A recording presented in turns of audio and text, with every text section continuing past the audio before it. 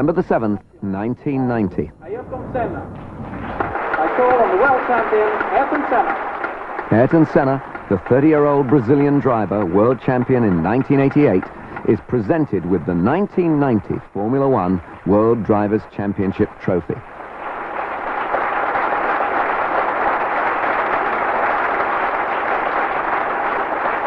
But the conclusion of the championship had been confusing. At Suzuka in October, at the last but one race of the season, the Japanese Grand Prix, the matter had been decided in the first 20 seconds by a crash between Senna's McLaren and Prost's Ferrari.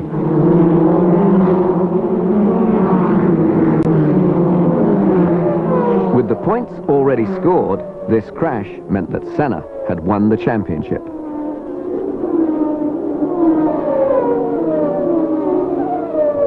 The next and last race of the 1990 season, the Australian Grand Prix, was in Adelaide in November. While the city roasted in 110-degree temperatures, the newspapers found another culinary word to describe Senna's speed around their track.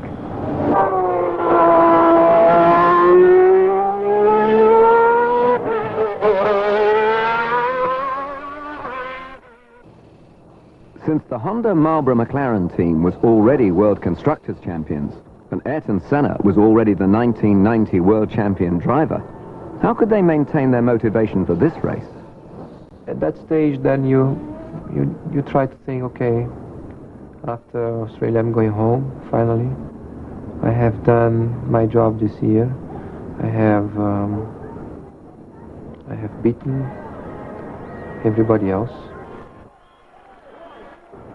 And I have demonstrated to those who criticize me so much and who try even to destroy me in some ways, that I'm stronger than they are, that I'm better than they are. By having the title in this last race, I'm going to enjoy it, just relax in some ways and enjoy it. And I'm going to do it not only for me, but also for everybody that has helped me to win this championship. The mechanics, the sponsors, the companies involved, the fans that have follow me throughout the year will have the opportunity to see me one last time this season, and I'll try to win again. The Adelaide race was the 500th Grand Prix, and one evening a ball was held in celebration. Ayrton Senna, in a festive mood or not, had to attend. For most people, it was a social occasion, but a star is always on, and never free from the attentions of his fans. Thank you. And slow down a little. I'll introduce you to Tom on piano. Hi,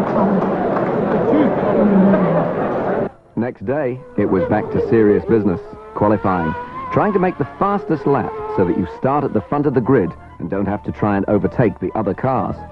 Ayrton Senna already had the record number of pole positions, 51 in Formula One. In the garage, the team concentrated on the television coverage of Senna's car.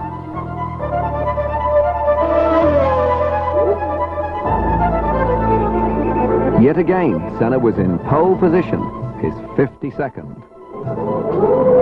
Simply the best. At this stage, a former world champion was in no doubt about Senna's ability. At the moment, he's right on a high. He's winning a lot, right? And you watch him here, I'm sure he'll drive better in this race than all the rest of the races this season, right? Because the pressure's off. You're on a high of winning, and there's nothing like it's a real addictive drug, winning. When you start winning, it just makes you want to win more and more, and you also develop more knowledge about how to achieve that. It's not too early in the day. My name's Ian Turner. We're operating from what is known as...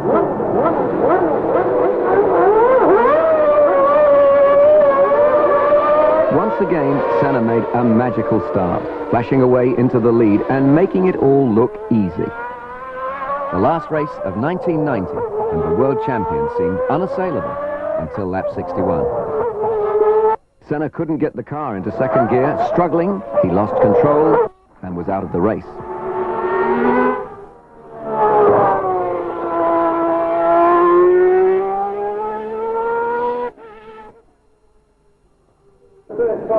Under the Even when you know you're the world champion, the walk back to the garage after a crash is a very dispiriting one. Teammate Gerhard Berger was running steadily in 5th place. It would have been nice to put the cherry on the top of the cake, as it were, and win that last event, which would have certainly done a lot of good as regards wiping away the memories of Suzuka. But as it happened, it didn't happen. I think in reality, if the World Championship was at stake at that event, I don't think the outcome would have been the same. We'd have had a more conservative approach to the race.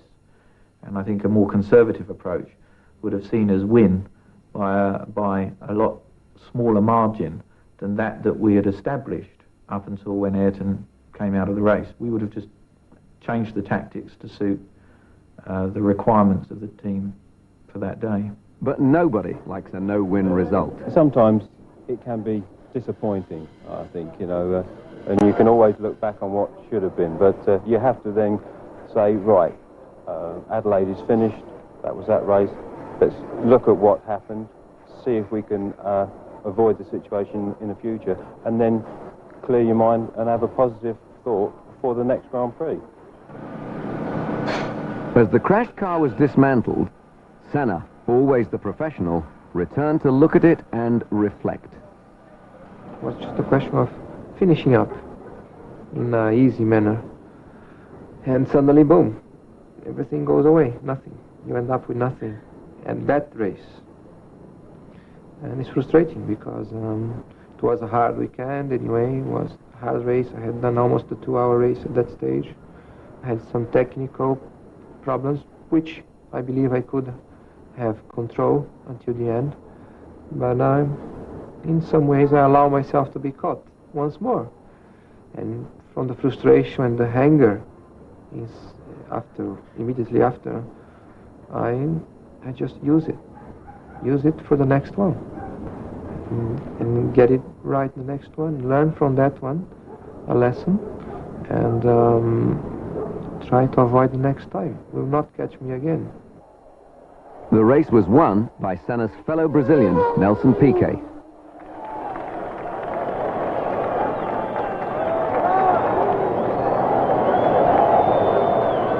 Winners get all the attention, so Gerhard Berger, who had finished 4th, was able to make a virtually undisturbed return to his team. I had a season last year, but just nothing works out well. There was some good races, but I didn't get back anything. And on one side, you are really depressed about a situation like this. On the other side, I feel you're getting strong. You're getting used to live with a situation what gives you a hard time, and that helps you again in other points. Next day, the final check-in of the 1990 season for the Honda Marlboro McLaren team. Can they help wondering what the winter, their new car, and 1991 will bring them? You're going home and you're looking forward to holidays. But on the other hand, you're almost getting on the plane to go to another Grand Prix sort of situation. So it takes me a while to wind down from the Grand Prix season.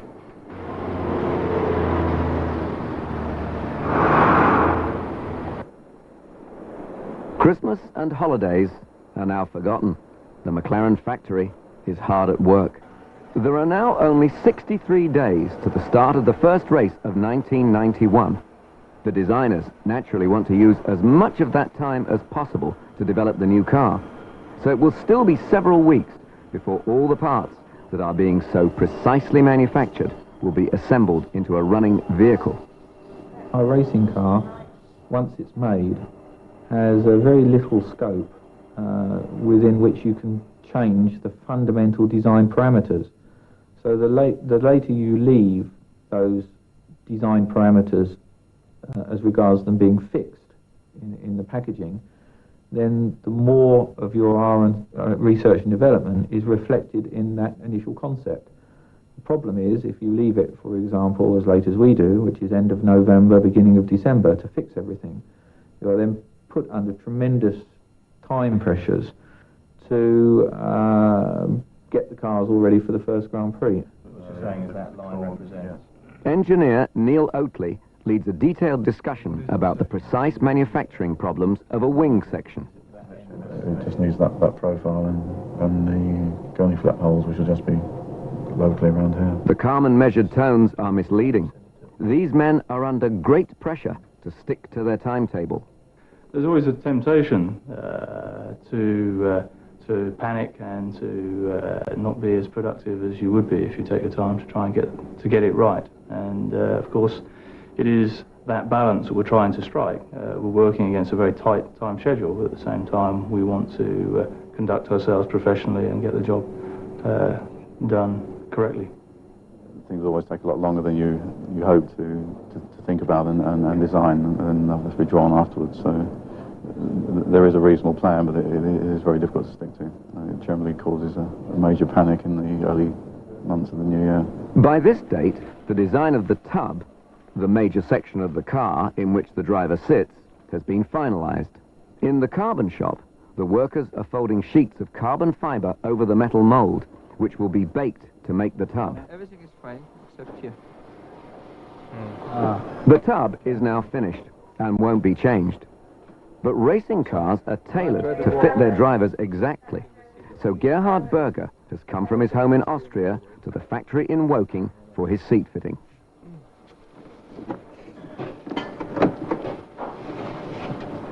Yes. That's good. So it's this bit here that's sitting here. And my performance was not perfect, and I'm sure a part of it was the position in the car. And now we have a new car, we make it better, but the engineers has to make the quickest car as possible, and the quickest car is a small car. And so they try to fit me in, and we try to use every millimeter of space, and it looks again like it's just on the limit. But you think you'll be much better off in 1991? On seat position, yes.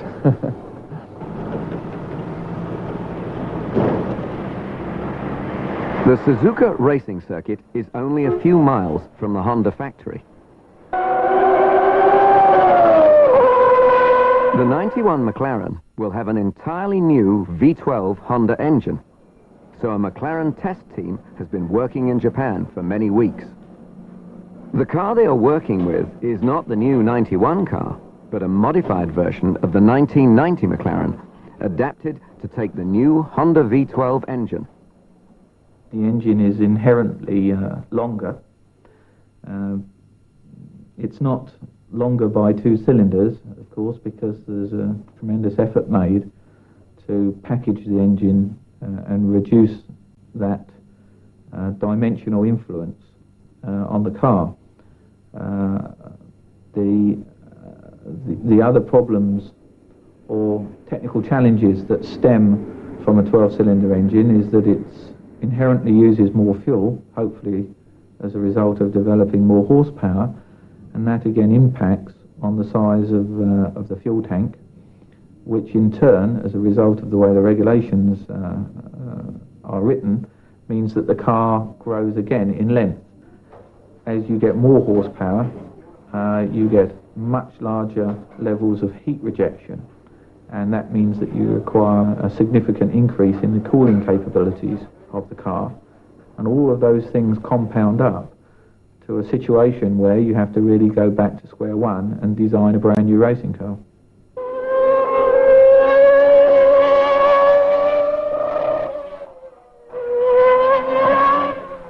Alan McNish, at 21, the youngest member of the team, is the test driver. He may look hardly old enough to shave, but he's a successful Formula 3000 driver. However, he's new to Formula 1. How well has the engine been running? Very, very well. It ran first in Silverstone in July, and ever since it's been running very well and progressing, and hopefully next year, by the time the season comes around, it'll be very, very strong.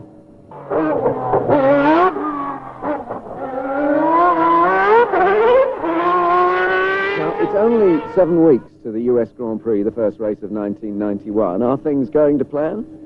Indeed it is, only 7 weeks. Yes, I think they are. I think the fact that we are running and that the weather is held off is made everyone feel a bit cheery, because it certainly looked yesterday like it was going to snow today, and it was wet this morning, and it's always a bit apprehensive here. It's not a very happy situation for the driver, so he has to be particularly careful. So I think we were pleased that things went well considering the conditions this morning.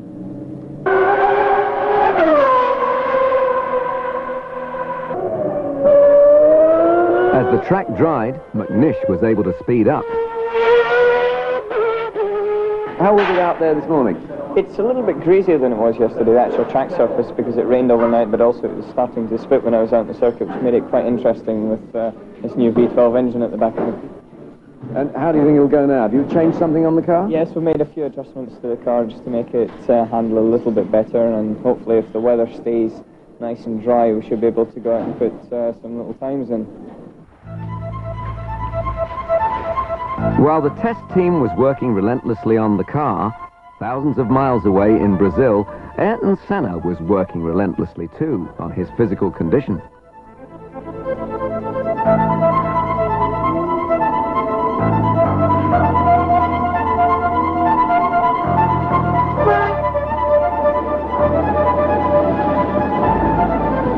Estoril is a popular Formula One test track because its southern European location usually guarantees good weather. Not, however, on this particular week. The most difficult conditions for drivers are when the track is partly wet and partly dry. This can give problems even to men of the ability of Gerhard Berger.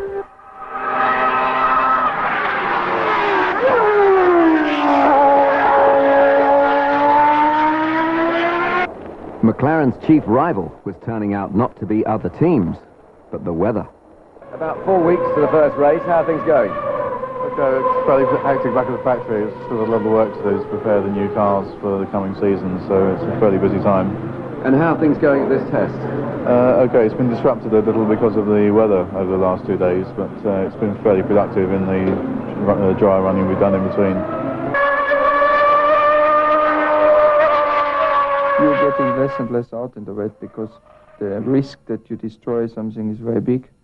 That means you have to stop the test after, or you hurt yourself, you cannot start the season. So you try not to take the risk, but of course you have to test rain tires, you have to test some setup for the wet that you are prepared if the situation happens into the race.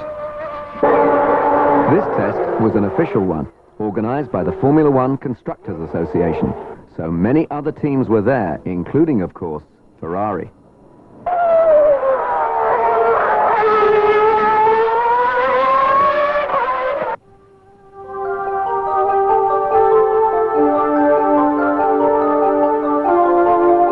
One week later, downtown Suzuka was unseasonably sunny.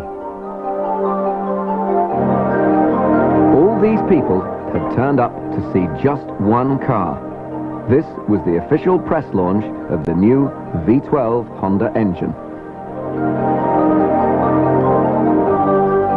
Soon, the engineer and driver had to play a different role. Public relations men to 170 journalists. The actual engine itself has a very good power delivery, it has a very good feeling, and is one that will be easy to drive for the drivers in 1991, Ayrton Senna and Gerhard Berger. And coupled with the Marlboro McLaren chassis, I think the Honda Marlboro McLaren team will be a very dominant force in 1991.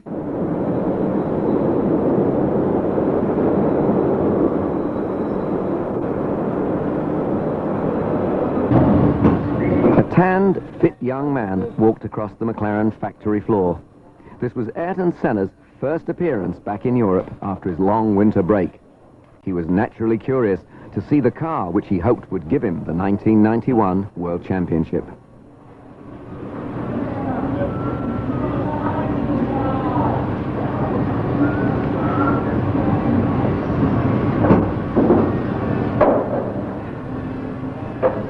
He was well aware how little time there was before the first race. You left everything for the last minute? Yeah.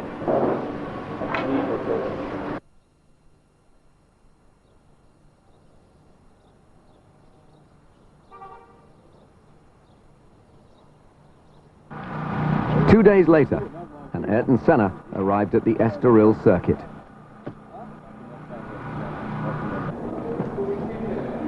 This was the first time he had sat in a racing car since November.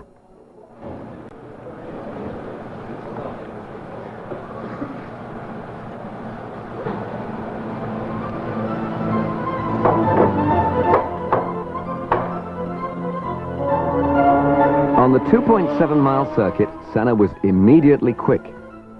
He was soon putting in surprisingly fast laps.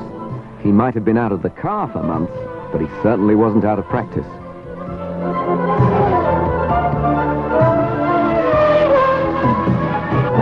How is it returning to the racing car with such a long absence? Well, it's nice, first of all, to see number one on the nose of your car. That is really a great feeling. It's the second time I experienced that, and I hope I will have a few other times. But as far as driving is concerned, sure, 3 months without driving a Formula 1 car is not easy. It's great to be away from it, but when you come back, the speed is high, and the G-forces are high around the corners. The braking ability is great, and you're just not with it at the first few laps. You have to be very careful to not overdo it.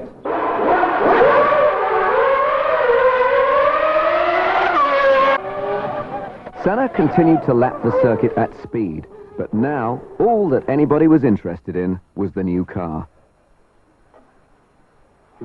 This test is very late in the day, if you like. We're going to Phoenix next week. But it's given us maximum time in the workshop in the wind tunnel. So hopefully we've got it right. That night, Senna went to a local restaurant for dinner. The atmosphere between him and his friends was casual and entirely relaxed. It didn't look as if all that was on Senna's mind was the arrival of the car that might take him to a third world championship. No small matter. That same night, in the factory back in England, the race team mechanics were working on the final assembly of the first of the new cars to be completed.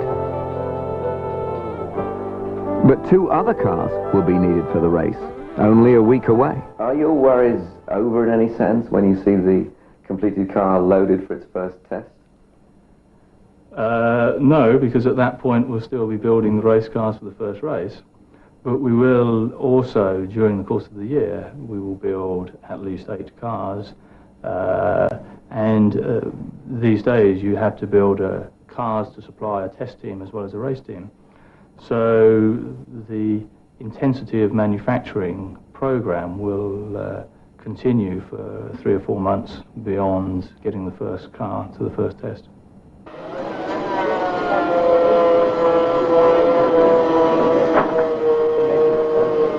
But before the car could leave, it had a photo call. Ron Dennis, ever the perfectionist, naturally supervised the construction of the coloured backdrop on the principle of, if you want a job well done,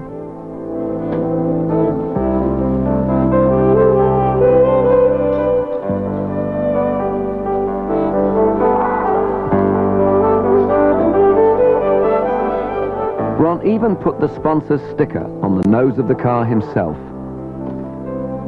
And made sure it was shiny too.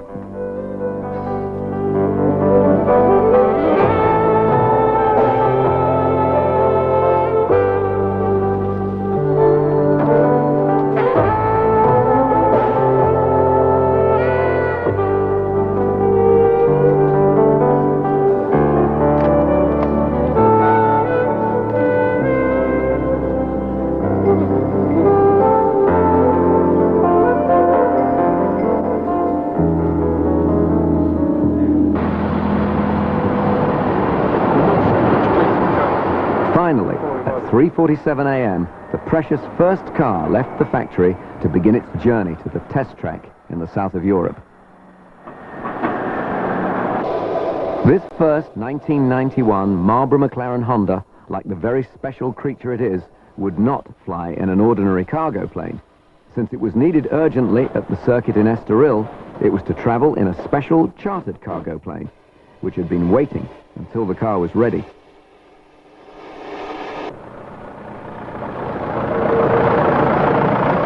Next morning, an unglamorous truck with the most valuable cargo ever loaded into it arrived at the Portuguese circuit. And everyone waited to see the results of the months of work that had gone into the new McLaren's concept, design and manufacture. In the garage, Ron Dennis and the mechanics, who had worked and travelled all night, wore tired looks of concentration as the car was assembled and readied for its first ever lap of a racetrack.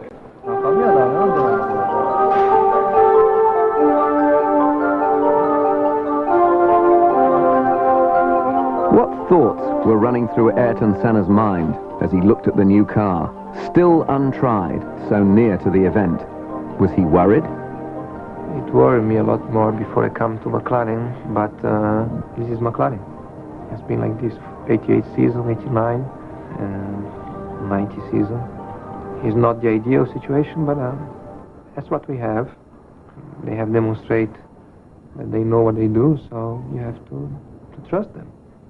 And be ready when they are ready. At last, there was a completed car. Senna was in the car, and the journalists watched and recorded the first pit road journey of the 1991 Marlboro McLaren Honda.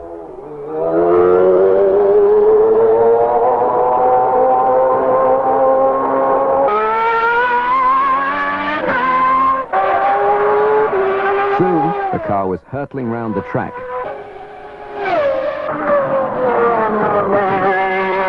Then, gradually, Senna put on the pressure. The lap times fell from an initial cautious 1 minute 25 to a much more rapid 1 minute 16 seconds. And Senna seemed pleased with the car. The car is fine, the car runs without any problems, everything is functioning properly, and it's not slow. I don't know how quick it is yet because we didn't do enough, but it is certainly not slow. And we'll need a little bit more running to fully understand. Too early to say if it's going to win the World Championship, let's say that. I'll tell you that in Australia. But as far as our own performance with our last year's cars, a significant step forward. The city of Phoenix retires early, and so most of its citizens were sound asleep as Ayrton Senna's HS-125 private jet landed at Sky Harbor Airport and taxied towards the executive terminal. Finally, Senna had arrived on the location of the first race of 1991, and in spite of a head cold, he seemed full of good feelings about the challenge to come. But I'm looking forward much more than I was a year ago. I had the opportunity to relax, cool down, restart, and get ready in the best shape as possible for this 91 season. So we'll wait and see.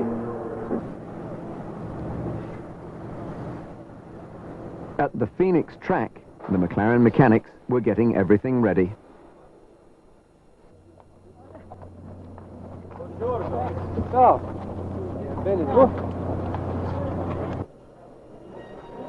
Senna greeted the team in friendly fashion.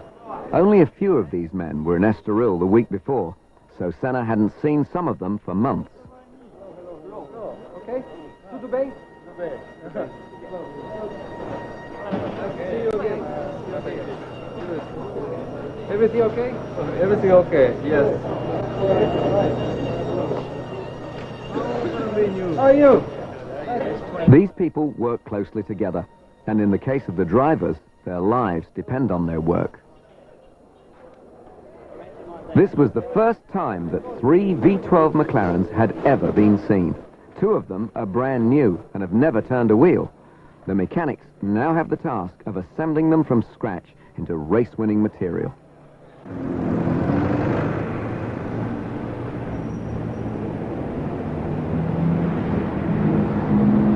The next day didn't start too well for the big-time drivers. Their car park had been moved since the year before. It was here last year. They changed now and they don't know where it is.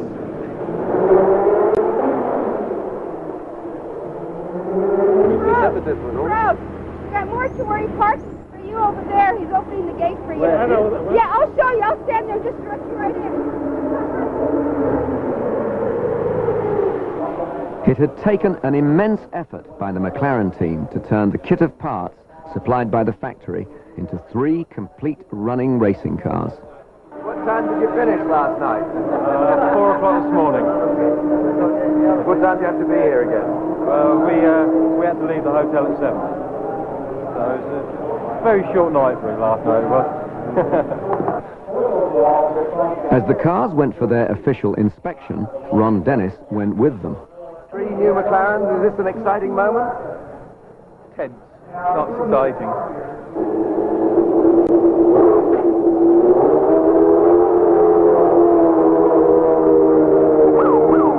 The lap times recorded in an untimed practice session are inconclusive, because nobody knows whether the other teams are running with full tanks and in race trim, or with a small amount of fuel in qualifying trim.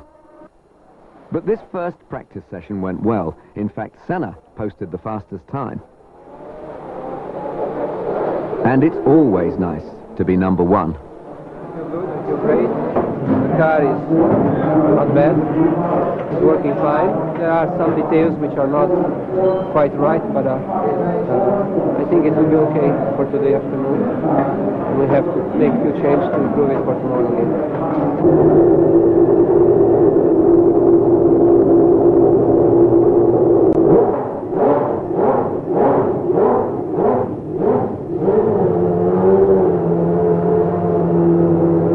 A qualifying session lasts exactly 60 minutes, and drivers can go out when they like.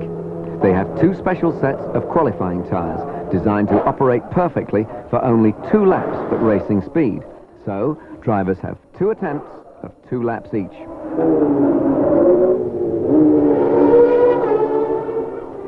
Senna went out on his first set of special tyres, and made a very fast lap, then came in.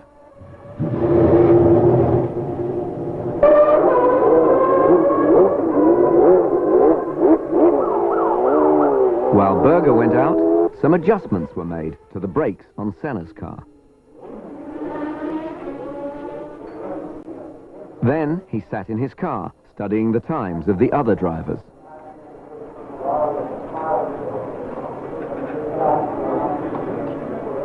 And Ferrari driver Alesi made a very fast lap. So a few minutes later, Senna decided to go out again. But it was not to be that easy.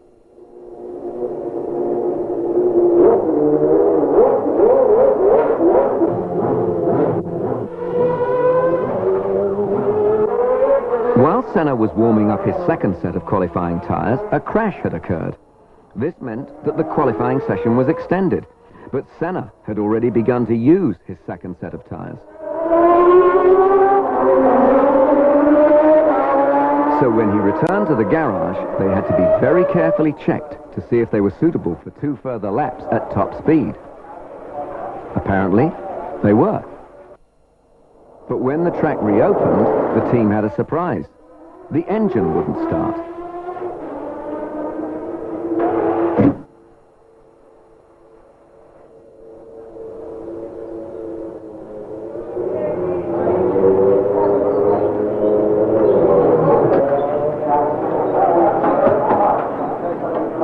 With the body off for adjustments, the engine did start.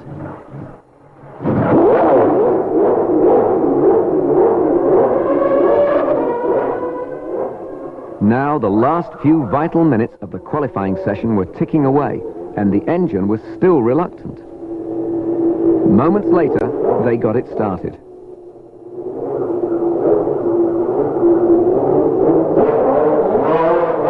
But before Senna could warm up his tyres and try a fast lap, time was up.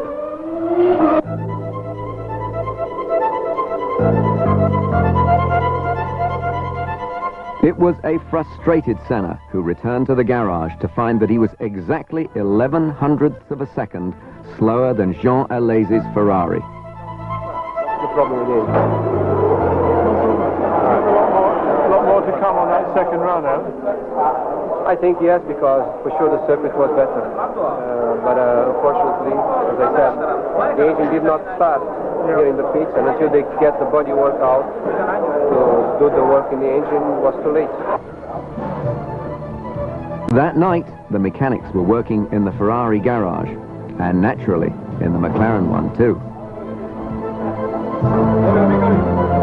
Brake pedal's just got to go that way, 15 mil. Just put it off. The drivers were also there. Gerhard Berger was making another adjustment to his seat. Not only there, And Senna was trying to get his helmet more comfortable. more firm. The McLaren team had worked almost all of Thursday night, all day Friday, and now at 11 p.m. they were still at work. It will be late, but it's not as bad as last night. I think hopefully it should be before midnight.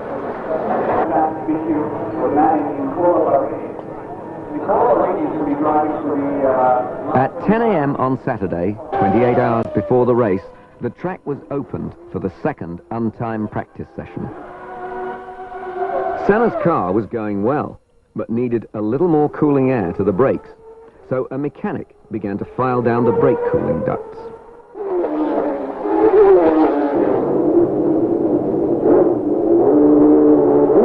Berger decided to try the third car.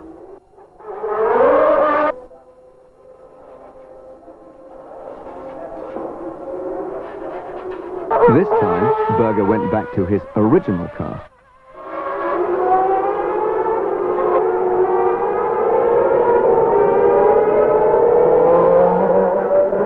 At the end of the second practice session, Alesi's Ferrari was fastest, Berger was a satisfying second fastest, and Senna was third, with Prost behind him. But of course, these times don't count for grid position. The last session had shown Berger what he liked about each car. Now there was an air of confidence in the McLaren garage. 23 hours before the race, the track was opened for the vital second qualifying session. Alain Prost was checking around his car like the highly professional driver that he is. The day before, Senna had said that he could have done better with a second run. This session would be his chance to prove it. He was in no hurry to go out, but he kept his eye on the time.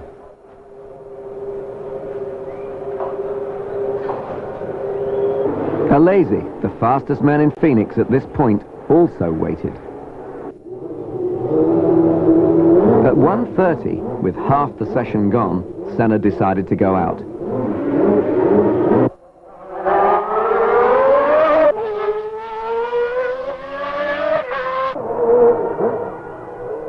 He was quicker than before. But so was Alesi. So was Prost, the fastest time yet seen. The critical moments are right now. Everybody has had their first run, and only 25 minutes of qualifying are left. Berger had his second run, and improved on the previous day, was quicker than Alesi, but more than a second slower than Prost. The second set of qualifying tyres went on Senna's car. There was an air of expectancy. Senna had asked for a map of the track and studied it carefully, programming himself for the big effort he was about to make.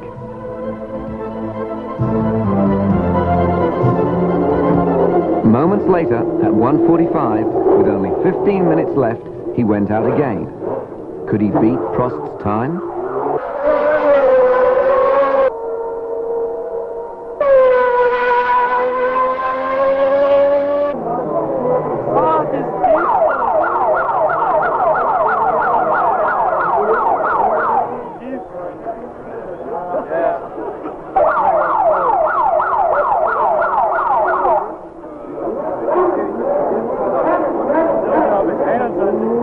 He had done it. Where hundredths and tenths mean so much, he was more than a whole second faster than Prost, his 53rd pole position. Car and the driver did it. Car and the driver. Nice car. Could be better. could be better. This year, apart from the technical aspect, the psychological aspect is going to be very determined for the championship result. In a vain attempt to match Senna's speed, Jean Alesi had crashed.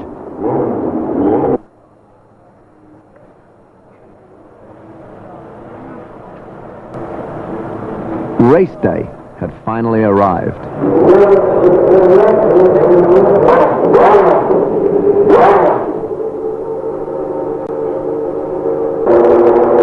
The teams were preparing their cars for the warm-up session. At 9:30, with 4.5 hours to the race, the track opened.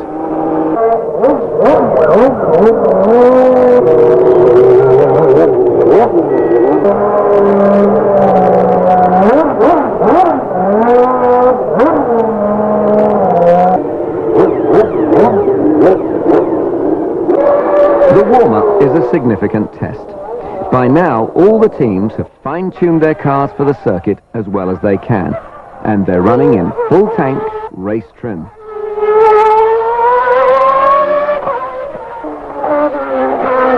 Let us see if everything is open. Gerhard Berger, in 8th place in the warm-up, now had to decide which car to use.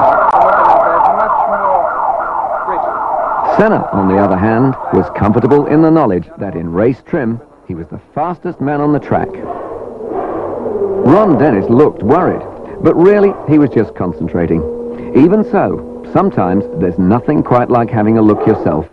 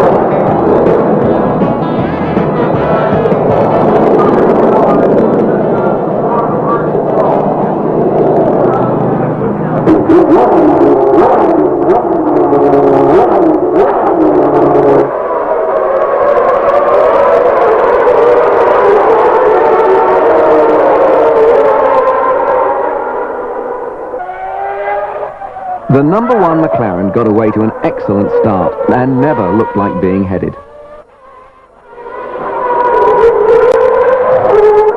Senna in the lead as they come around to complete lap 1. The race was to be over 81 laps.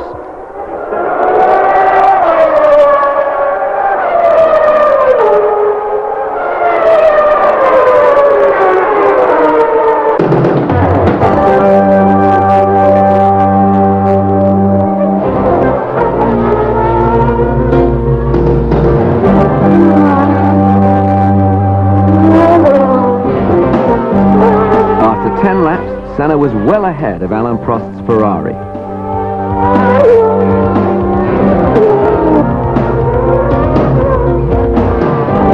After 20 laps, Senna was even further ahead. But Prost was running steadily in second place, So if anything went wrong with the McLaren, he was ready to take advantage of it.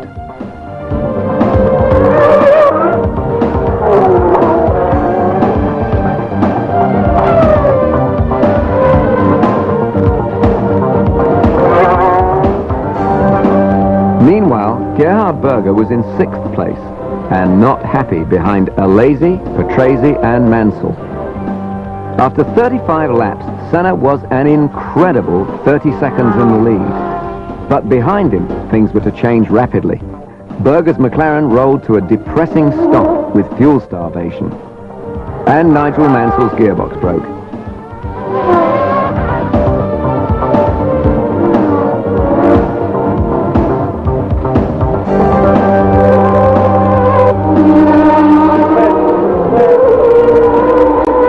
On lap 50, Patrese was second when his gearbox locked up. He spun and stalled on the track.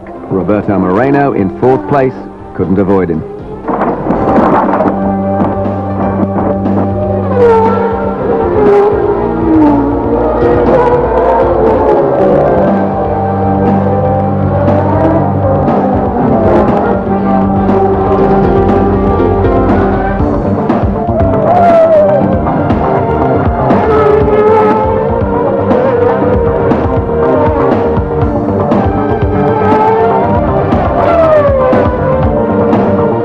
Eventually, on lap 45, Alain Prost decided to make a pit stop for tyres.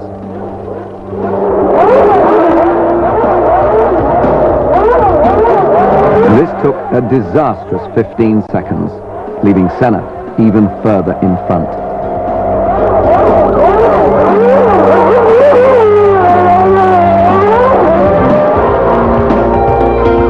On lap 48, Senna decided to make a tyre stop.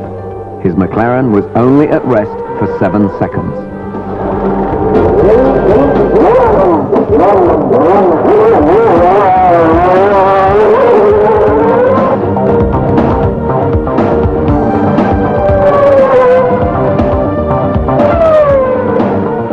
Alesi now took 2nd place, but then his gearbox also went on lap 72, and the wily Prost returned to 2nd position ahead of Piquet.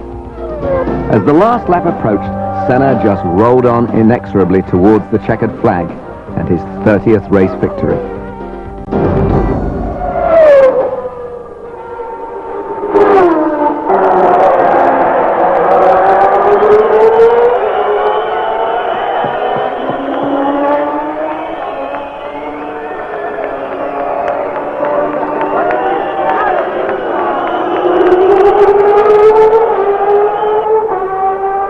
The Honda Marlboro McLaren team's brinkmanship in the design and preparation of their new car and all the long hours of work that had gone into it had paid off with another copybook victory.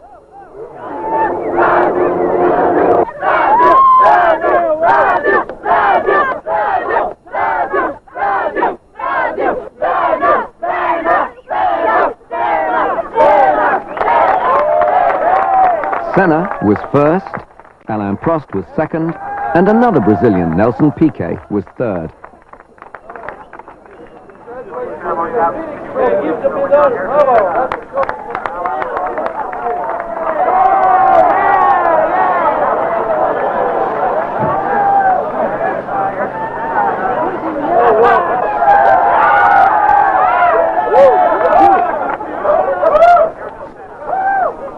After the tension of the weeks leading to this moment, a little excessive euphoria was only to be expected.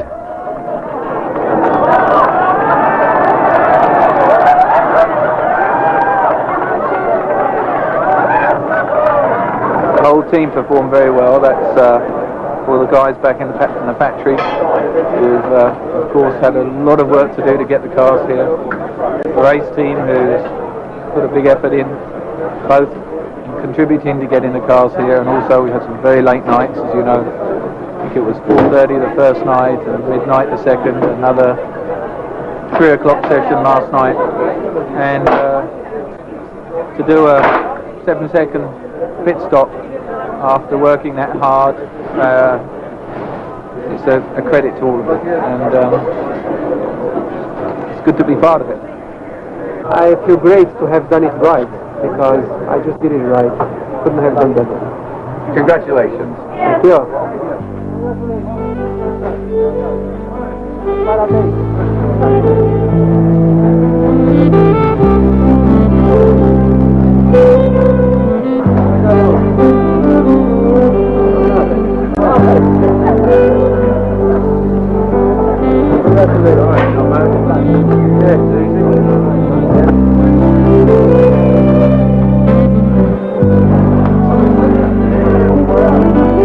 Yeah,